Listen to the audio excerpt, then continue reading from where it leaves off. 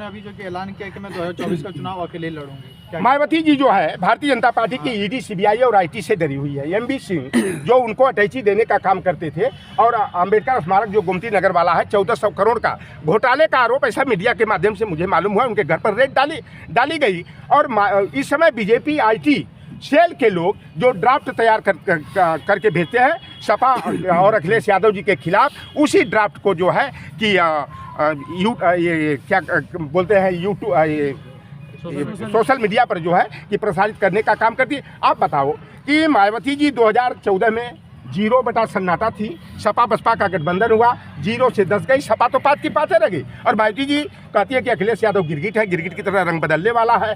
वह हमारे समाज को धोखा दिया, हमारी पार्टी को धोखा देने का काम किया। और जो सपा का कोर वोट बैंक यानी कि यादव है, वो हमारी पार्टी को नहीं देने का काम किया। तो ये मायावती जी पूरी तरह से डरी है कि कहीं बुढ़ापे में हमको जेल की हवा न खानी पड़े।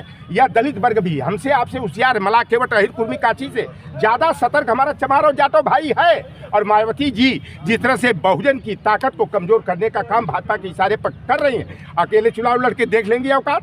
अभी उमाशंकर सिंह ही एक रसड़ा से केवल विधायक हुए ना, उनकी औकात समझ में आ गई। और वो समझती है कि 12% 11.89% जो दलितों का वोट है उनकी जेब का है। और वह मदारी बन करके हमारे चमार और जाटो भाई को जो है कि बंदर और बंदरिया की तरह नचाती रहेंगी।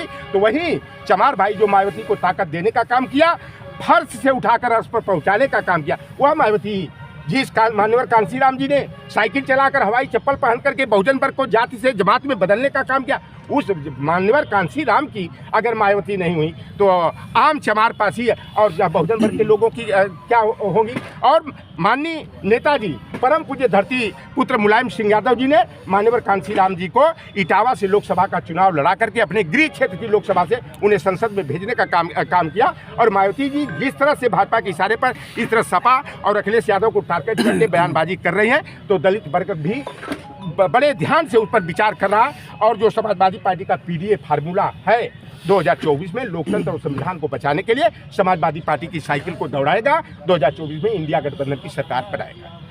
तो सर रोजगार पे आप कुछ बताना चाहेंगे? रोजगार को लेकर अब लड़ाई आगे है कि बाबा साहेब भीमराव अंबेडकर के संविधान के अनुच्छेद संख्या 15(4), 16(4), 16(4)(a) के तहत हम लोगों की मांग है, समाजवादी पार्टी की पीडीए फार्मूला के तहत मांग है कि जिसकी जितनी संख्या भारी उसकी उतनी हिस्सेदारी, जातिगत जनगणना कराओ ताकि दूध का दूध और पानी का पानी हो जाए। और बिहार की तरह अगर इंडिया गठबंधन की सरकार बनेगी तो समाजवादी पार्टी जो है जातिवार जनगणना करा करके आरक्षण को विस्तारित करने का काम करेगी, जिसकी जो जनसंख्या का अनुपात होगा ओबीसी SC ST का, उस अनुपात में हम लोग केवल कार्यपालिका में ही नहीं, विद्यालयों में प्रवेश में ही नहीं, न्याय कार्यपालिका में, विधायिका में, न्यायपालिका में और डाइवर्सिटी रिजर्वेशन पॉलिसी के तहत, अफर्मेटिव एक्शन के तहत जो है कि हम लोग निजी क्षेत्रों में जो भारतीय जनता पार्टी आरक्षण की व्यवस्था को कुंद करने के लिए, निष्प्रभावी करने के लिए सरकारी संस्थानों का, विभागों का निजीकरण कर रही है,